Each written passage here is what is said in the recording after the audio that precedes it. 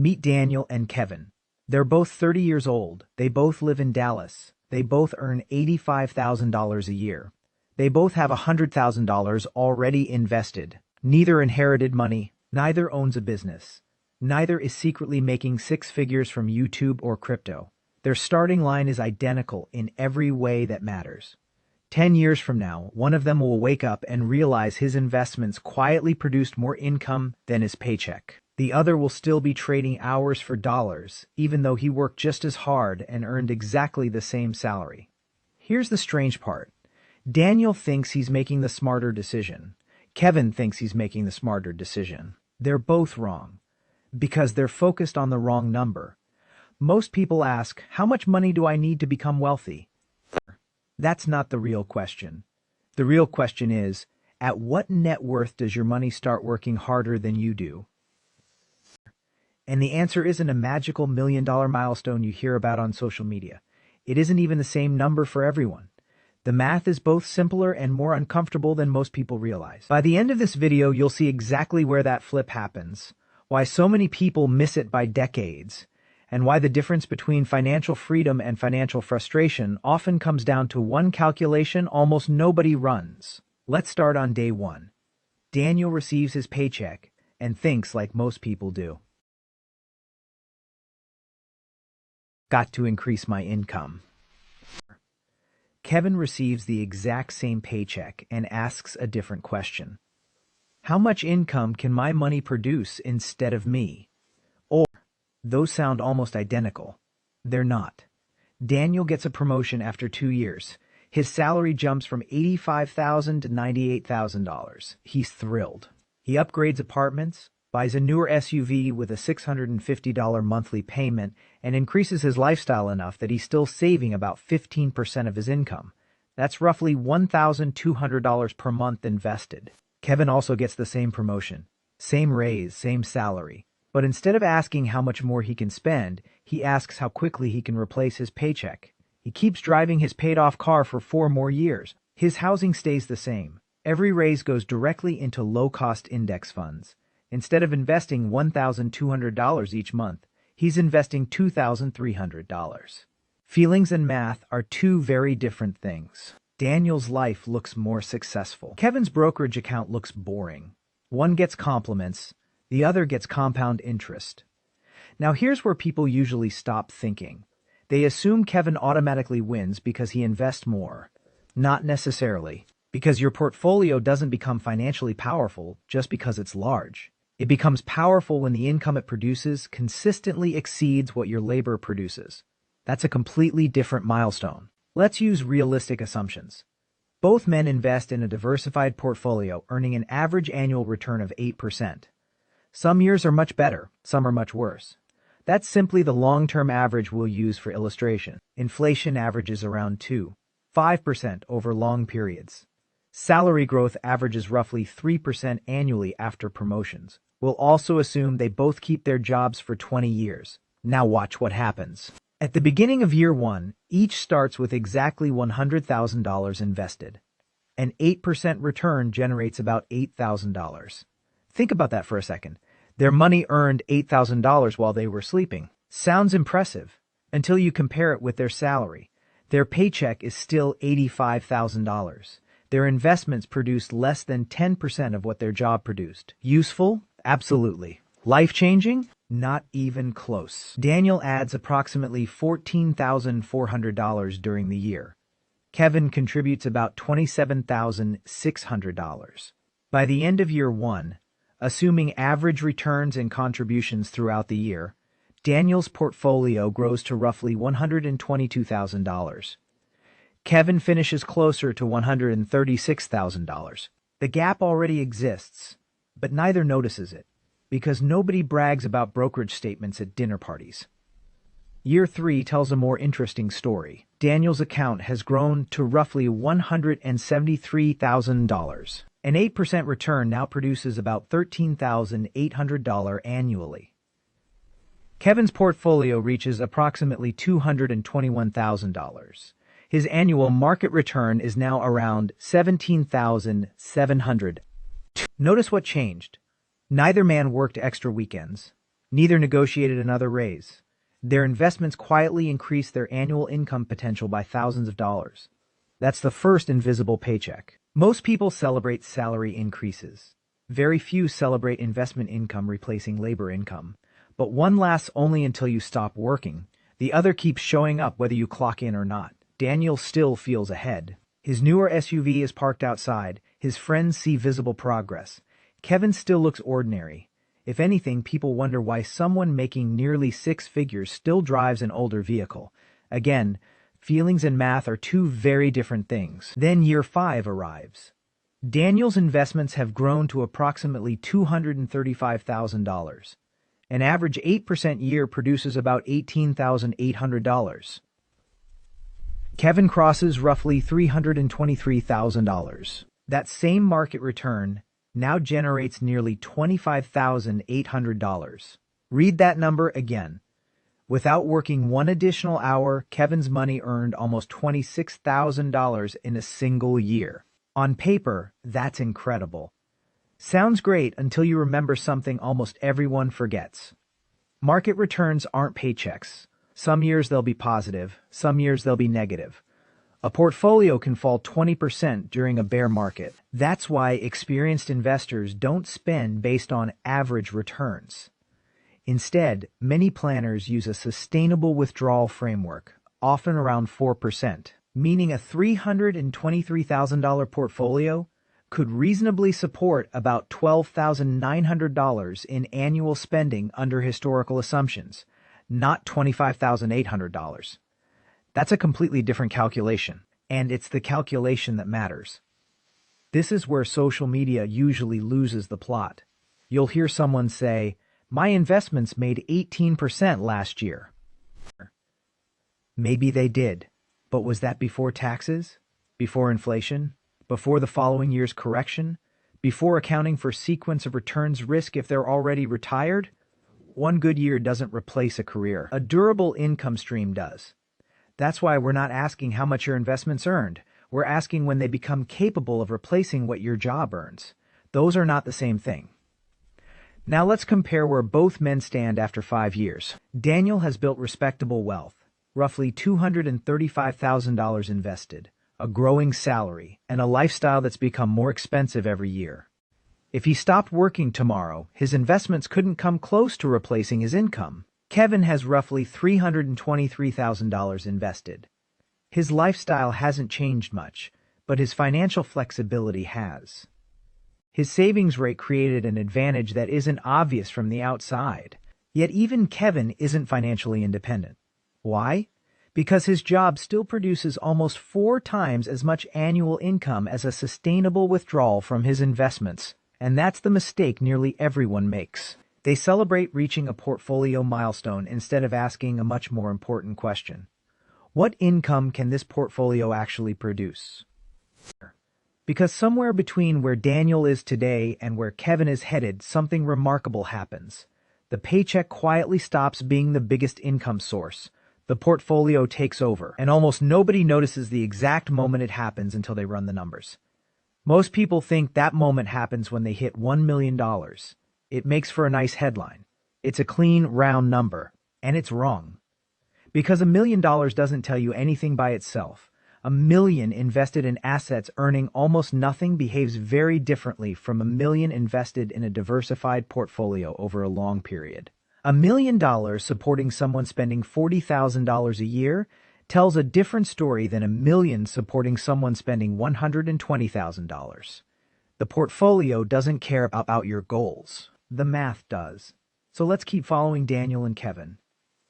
Year 6 begins exactly the way Year 5 ended. Daniel is proud of his growing income. His salary is now just over $100,000 after annual raises. He decides he's earned another lifestyle upgrade, a nicer apartment, a more expensive vacation, a monthly gym membership he rarely uses, streaming services, higher insurance premiums, nothing outrageous, just another $900 a month spread across dozens of small decisions. Individually, none of them matter. Collectively, they reduce his monthly investing from about $1,200 to just under $900. He barely notices. His brokerage account does. Kevin gets the exact same raises. He allows himself a few lifestyle improvements too. This isn't about never enjoying your money. He travels. He eats at better restaurants. He upgrades his laptop. But every raise still has a job before it has a destination. His rule is simple. At least half of every raise belongs to future Kevin, not current Kevin. It's boring. It's automatic. And it's unbelievably powerful.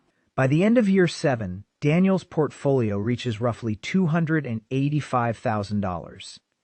Kevin is approaching $415,000. The gap is now about $130,000. Here's what's interesting.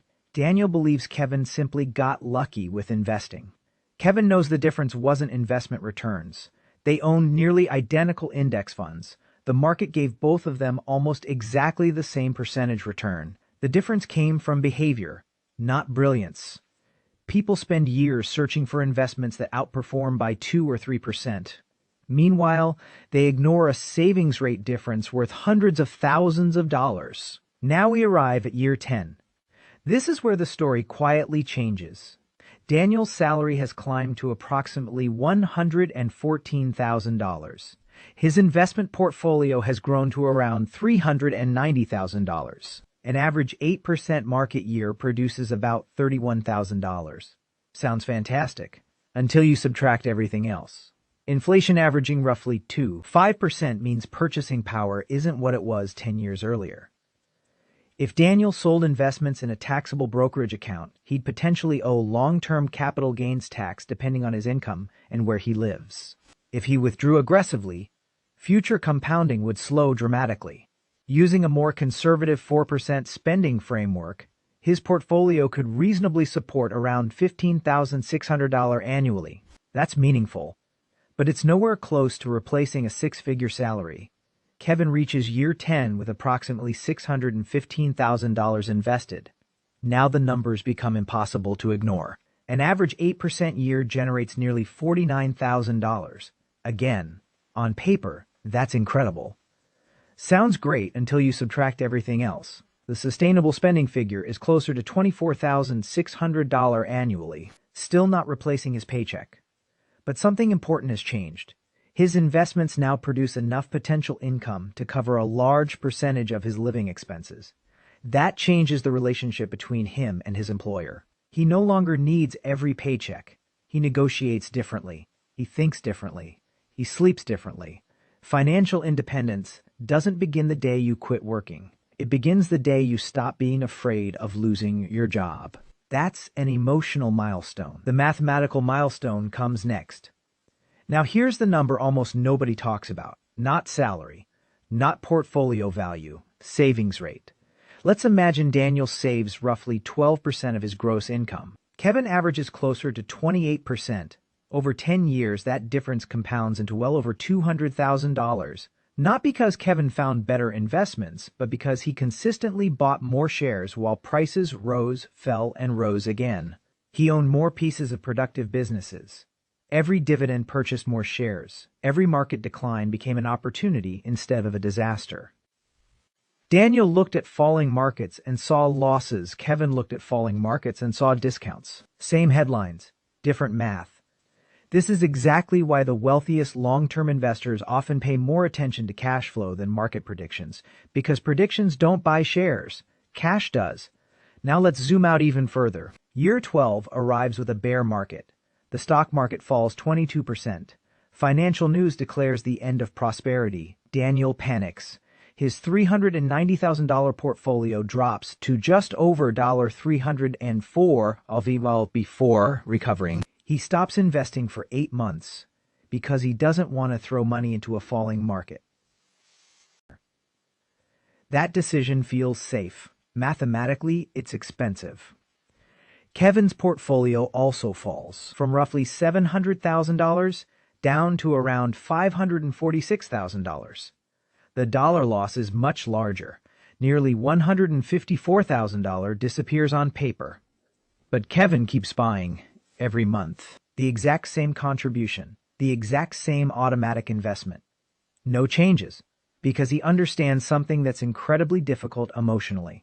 The number of shares matters more than today's price. When the market recovers over the following years, every discounted purchase compounds alongside everything he already owned. Daniel waited for certainty. Kevin bought during uncertainty. History has repeatedly shown those aren't usually the same moment. Now think about the strange psychology here. Daniel lost less money, Kevin temporarily lost much more.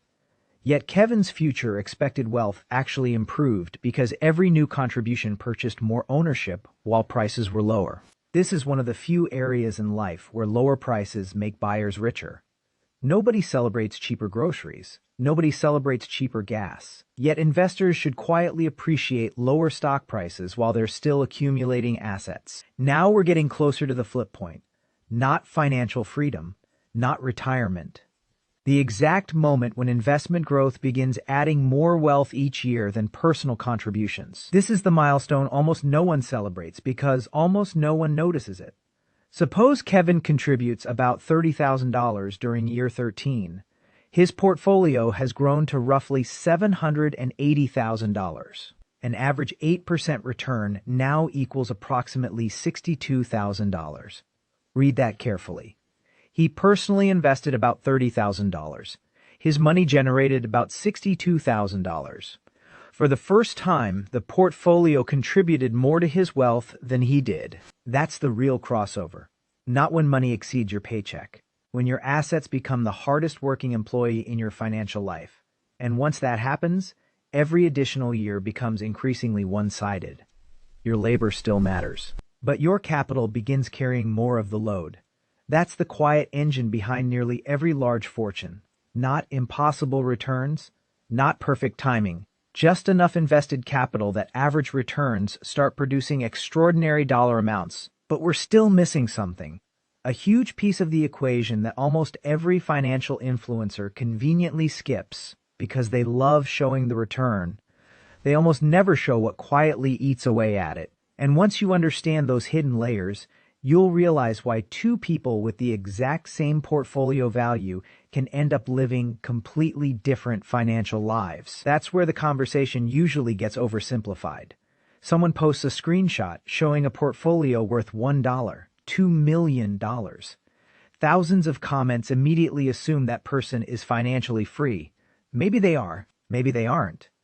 Because portfolio value is only the first layer of the equation. The second layer is what that portfolio actually costs to own, what it pays after taxes, and how much of it can realistically be spent without destroying it. That's the part nobody puts in the thumbnail. If I only showed you the upside of investing, I'd be doing exactly what every investing influencer accuses everyone else of doing. So let's run the full math. Imagine Kevin reaches a portfolio of $1 million by year 15. People instantly celebrate. He's a millionaire. Technically that's true, but let's unpack what that really means. Suppose the portfolio earns an average of 8% that year. That's about $80,000. On paper, that's $80,000. Sounds amazing until you subtract everything else. First comes inflation. If inflation averages around 5%, part of that return simply preserves purchasing power. Roughly $25,000 of that $80,000 isn't making Kevin richer in real terms. It's helping him avoid becoming poorer. Now we're looking at approximately $55,000 of real growth before taxes. Next comes investment expenses. Kevin uses broad market index funds with expense ratios around 0.03% to 10%. On a $1 million portfolio, that's roughly $300 to $1,000 annually. Small? Absolutely. But compare that with actively managed funds charging 1%. That's $10,000 every single year. 1 percentage point sounds tiny. Over 20 years, it can cost hundreds of thousands of dollars in loss compounding. Then there are taxes. If Kevin sells appreciated investments in a taxable brokerage account, long-term capital gains taxes may apply, depending on his taxable income and the amount realized. If he withdraws from a traditional 401k or traditional IRA, those withdrawals are generally taxed as ordinary income. If he withdraws from a Roth IRA after meeting the qualified distribution rules, those withdrawals are generally tax-free. Same $1 million portfolio. Completely different after-tax income. That's why account location matters almost as much as asset allocation. Now consider sequence of returns risk. That's a complicated phrase for a simple problem. Imagine Kevin retires the same week the market falls 30%. His long-term average return might still be 8%. But averages don't pay the bills. Timing suddenly matters because withdrawals during a major downturn permanently reduce the number of shares left to recover. That's why many retirees keep several years of expected spending in cash or short-term treasury investments rather than relying entirely on stocks. It's not because cash earns the highest return. It's because flexibility has value. According to the FDIC, standard deposit insurance generally covers up to $250,000 per depositor, per insured bank, each ownership category. That isn't an investment strategy. It's simply a protection rule that matters when deciding where emergency cash belongs. Now let's compare Daniel. His portfolio reaches roughly $610,000 around the same point. Not bad. In fact, far better than most households. But because his lifestyle expanded alongside his salary, his annual spending has climbed to nearly $90,000. Using a traditional 4% withdrawal guideline, his portfolio could sustainably support about $24,400 annually. That's less than 1/3 of what he actually spends. Kevin's spending tells a different story. Because lifestyle inflation stayed under control, his annual expenses remain around $48,000. His million-dollar portfolio can potentially support approximately $40,000 per year under the same framework. He's not completely financially independent yet, but he's close. A modest amount of part-time work could easily bridge the difference. Daniel would need another full-time career. Same city, same salary, same market, different habits. Now here's what nobody talks about. Everyone loves discussing investment returns. Almost nobody discusses spending requirements. Your financial independence number isn't determined by your portfolio. It's determined by your portfolio relative to your lifestyle. A person spending $50,000 annually and another spending $150,000 can both own $2 million. One may be financially independent. The other may still need decades of employment. The portfolio didn't create the difference. Spending did. This is also where a surprising number of people misunderstand net worth. A $2 million net worth doesn't automatically mean $2 million generates income. Suppose half of that wealth sits inside a primary residence. It's valuable. It increases net worth.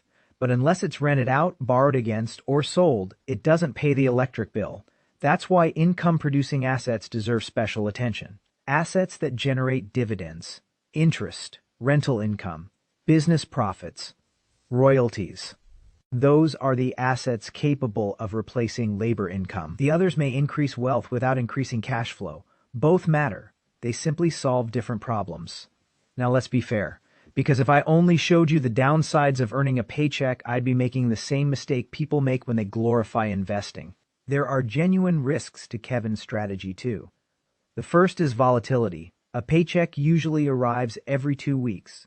The stock market doesn't promise anything. There have been years when broad U.S. markets declined by more than 30%. If Kevin needs cash during those periods, his portfolio value can fluctuate dramatically. Second is emotional discipline. Investing sounds easy when markets rise. It becomes much harder when 6 figures disappear from your account in a few months. Many investors don't fail because markets disappoint them. They fail because they abandon their plan. Third is legislative and tax uncertainty. Tax rules change. Retirement account rules evolve. Withdrawal strategies that work today may require adjustments decades from now. Flexibility matters. And finally, concentration risk. If Kevin ignored diversification and placed everything into one stock hoping for extraordinary returns, his path could look very different. Higher potential reward often comes with dramatically higher risk. Now let's give Daniel the credit he deserves. There are situations where his approach actually wins. Suppose Daniel uses his higher spending to relocate for a promotion that increases his income from $115,000 to $180,000. That's a completely different equation. Human capital can sometimes outperform financial capital.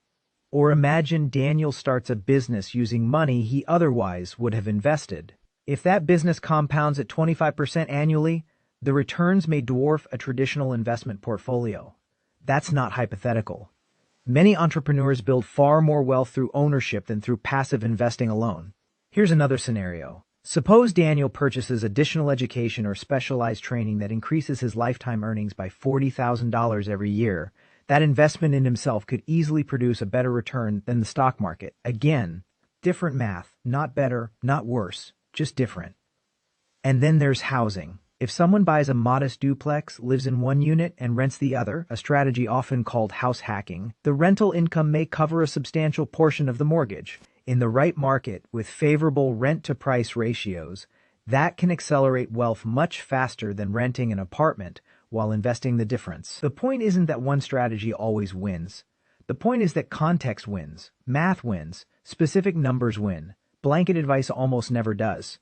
Now let's return to Kevin. At year 20, something remarkable finally happens. His portfolio has grown to approximately $1 million. Assuming long-term average returns, an 8% year now represents roughly $168,000 of market growth. His job pays approximately $152,000 after years of raises. For the first time, his money earns more in a typical year than his employer pays him. Not every year. Markets fluctuate. But over long periods, the engine has officially changed. His capital has become more productive than his labor. Daniel reaches the same year with a portfolio of roughly $25 million. An excellent accomplishment by almost any objective standard. An average 8% year generates about $100,000. Impressive. But his spending has climbed alongside his income, meaning work remains necessary for much longer. Remember how this story began? Daniel and Kevin both walked away believing they made the smart play. Daniel believed earning more and enjoying more was the path to wealth.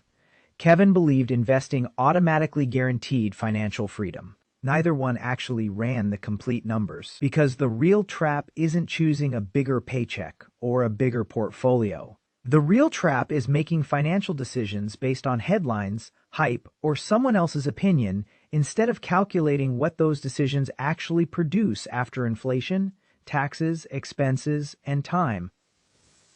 One final thought. What if Kevin had simply increased his monthly investment by another $200 from the very beginning? Over 20 years, assuming the same long-term 8% average return, that seemingly small change could add well over $100,000 to his ending portfolio. Not because $200 is magical, because time is. Compounding rewards consistency far more than intensity. If you're wondering what happens when someone combines aggressive investing with strategic real estate, or how much net worth it actually takes to retire early in different parts of America, that's a completely different conversation. So before you make your next financial decision, ask yourself one question. Did you include everything? Because the answer that includes everything is the only answer that matters. If this video helped you see something you didn't know was there, subscribe to Wealth Blueprint and hit the notification bell. We break down the hidden math behind the financial decisions you face every day.